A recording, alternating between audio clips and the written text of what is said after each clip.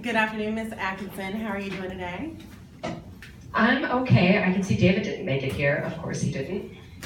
No, he was not able to make it, but he did let me know. So,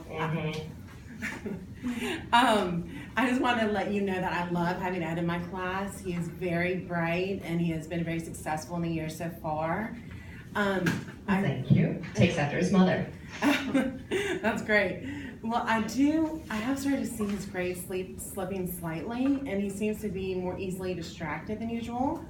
And I want to see how I could possibly assist you with that and refocus him on his academics and maybe get some interaction between y'all and how y'all could help me get him back on track. Do you have any ideas, or is there anything that you need to let me know? I mean, I definitely could use your help because David's been no help at all. You know, I went to, I emailed you, I think you remember, a couple weeks ago about finding out whether or not Ed had a jacket on, because I know David didn't bring him there with it, didn't send him to school with it, and I'm sure that's why Ed got a cold like the next week. And so, David is just no help to me at all.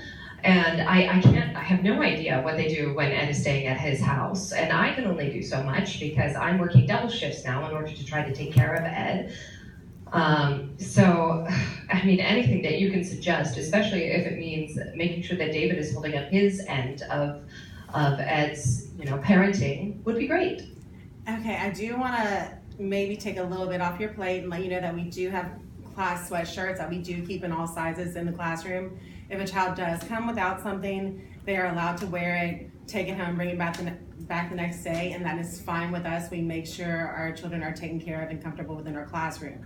We try to provide a comfortable environment. Really, thank you. So if you can take that off your plate and not worry about that, that would be great. I wanted to just take like a proactive approach and see what maybe we can do as collaborate together. I know that you have previously been very active in Ed's schoolwork, and I don't know your situation at home, and I can't act like I understand it because I have not been through it, so I won't claim to. But I will say this, that your involvement in Ed's education is so important to him, and when he talks about what you say at home about his schoolwork, he lights up. So I didn't know if you're able to spend that time with him, even 20 minutes a night, just focusing on academics and, just kind of being a cheerleader for your son and giving that undivided attention. Are you able to do that at this point? I'll I do what I can do, but as I said, at this point, I'm basically having to take care of Ed on a single mother's salary. Have you talked to David about this? Do you have any insight on what he does? Because I don't hear anything. And as far as I know, they just play Nintendo all day whenever he's there, instead of actually working on his schoolwork. You know what, Dave and I have talked a little bit, but at this time, without there being a filed custody agreement within the school, it's not my position to go between parents. My main concern is Ed and what we can do to make him comfortable in my classroom. So I really can't help you, and I'm not going to choose sides. My side is your son's. So. Well, of course, and my side is too, and that is why this is so frustrating. And I know because I am working my butt off to make sure that he has, warm meals and a roof over his head and everything, and David is just slacking on his end. It's just, did he even pack a lunch for Ed the other day? Because I swear to God, I know that Ed has been eating the junky pizza that is served in the cafeteria sometimes, and I try to get him to eat better meals, but if David doesn't actually pack them for him, what am I supposed to do? Okay, I will tell you this, your son has not gone hungry one day at school. It won't happen. We won't let it happen. So take that off your plate also, and we'll get through. They will be fed and warm and in the best environment possible.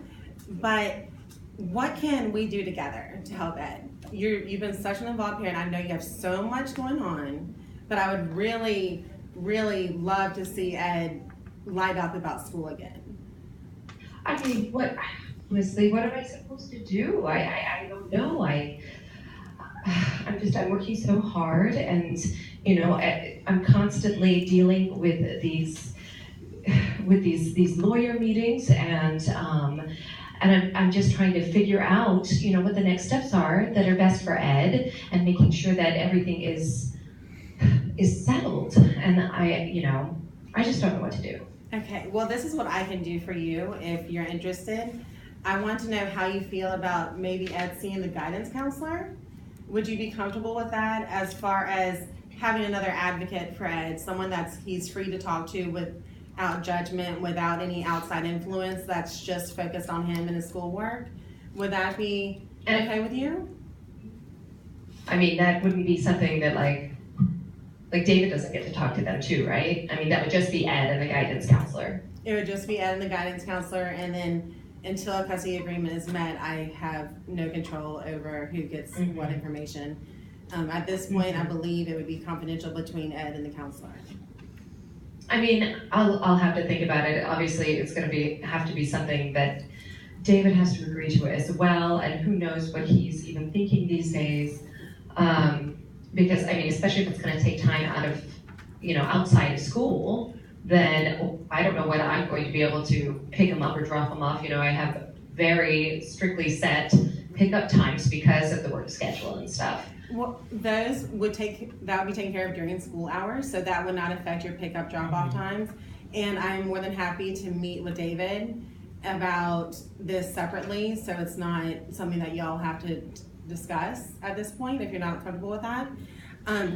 But as far as I go, I'm more than happy to maybe spend a little bit more time tutoring Ed and trying to come up with some activities that will get him interested, because he is smart and he is capable, but he's just distracted. He is, and I do really appreciate you all offering all of these options. That's really great. I have to think about it. I just get so tired, and I just want to make sure that, let me talk to Ed about it, see what he thinks about it, and I'll get back to you. How about that? That would be great. If you could speak with Ed and what we've talked about, even if it is just 5 minutes a day that you can find to ask him how his day was, that's just focused on him. I'm sure you already do this to an extent, but I know how easily it can be to be distracted as a parent when you have outside circumstances going on besides just your normal everyday activity with your child. So if you are able to find any time to play as cheerleader, that would be great. If not, I will do the best that I can to do that while I'm here and while he's with me, and spread the word. One other thing that I find really important is if Ed has had a difficult night the night before, or anything particularly disturbing has happened, if you could let me know, you can shoot me an email. I'll always check those before school the next morning, just so I know what to expect from him and how I can help him. Sure. That would be wonderful. I'm pretty sure you can generally expect it to be more upsetting after he spent a night with David, so.